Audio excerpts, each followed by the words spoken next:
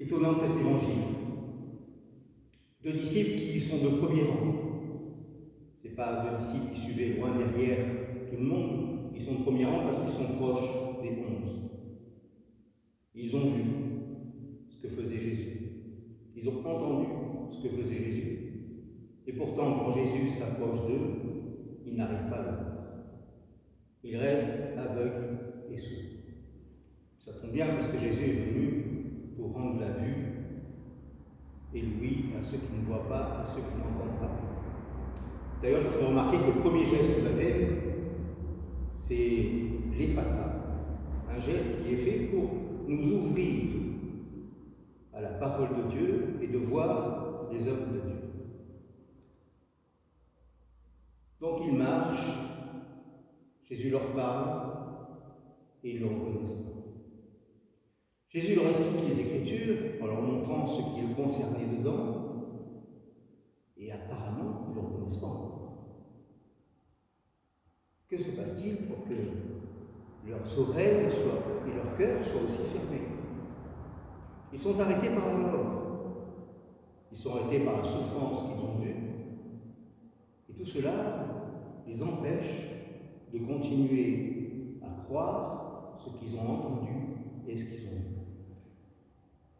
C'est le premier obstacle, et c'est le premier obstacle qu'il y a dans notre vie. Les difficultés de la vie que nous pouvons rencontrer nous font mettre parfois en doute l'existence même de Dieu. Mais Dieu, où es-tu? Pourquoi m'arrive ceci ou cela? Ils sont exactement au même point. Pourtant, ils ont vu Jésus. Ils l'ont entendu. Et donc, si eux, ça leur arrive, combien même à nous, ça peut nous arriver aussi. Mais il se passe quand même quelque chose, puisque quand le soir arrive, c'est-à-dire qu'ils ne voient plus clair, qu'il fait sombre, ils sentent que la présence de Jésus va les éclairer. Ils ont été éclairés par cette parole. Ils ne savent pas encore très bien ce qu'il en est.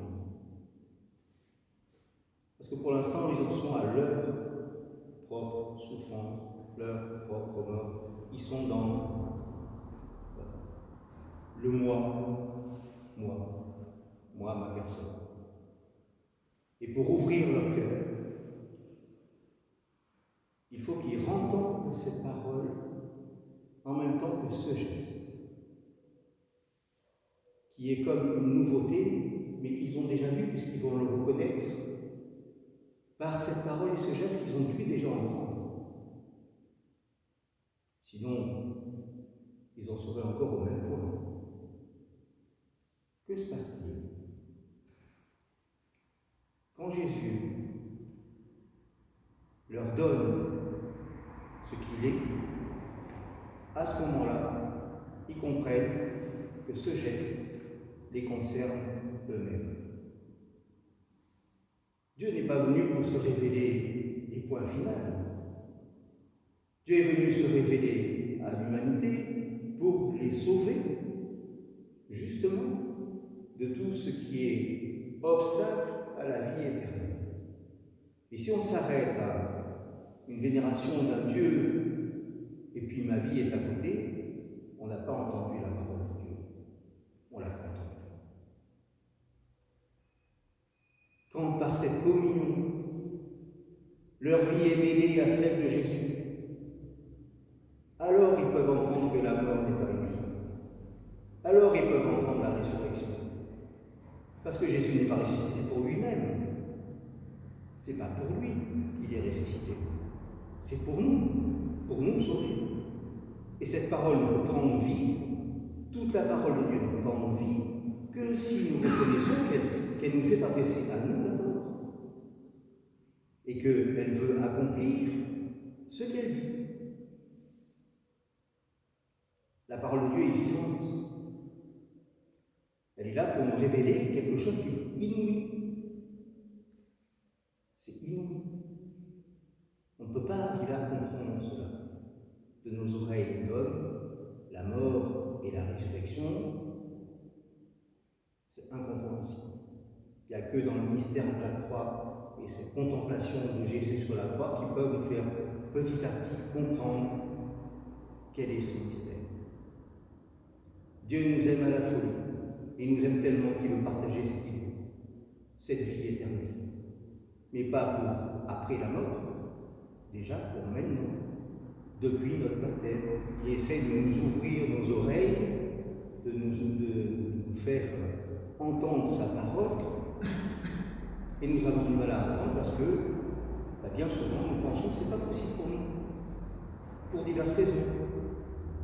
C'est pas possible parce qu'on n'est pas assez bon, on n'est pas assez ceci, on n'est pas assez cela.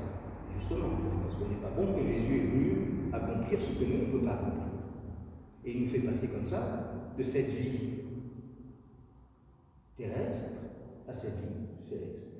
De cette vie où on est replié sur nous-mêmes, avec nos peurs, nos craintes, nos questionnements, de cette vie qui va faire qu'en le recevant, ça nous fait sortir de nous-mêmes pour rentrer dans cette vie éternelle. C'est de passer de l'impossible au possible. Et c'est ça la parole. La confiance en la parole, et la foi, c'est la même chose, c'est de penser que ce qui est dit nous dans l'Évangile, c'est pour nous. Et que ça s'accomplit. Parce que Jésus a déjà tout accompli.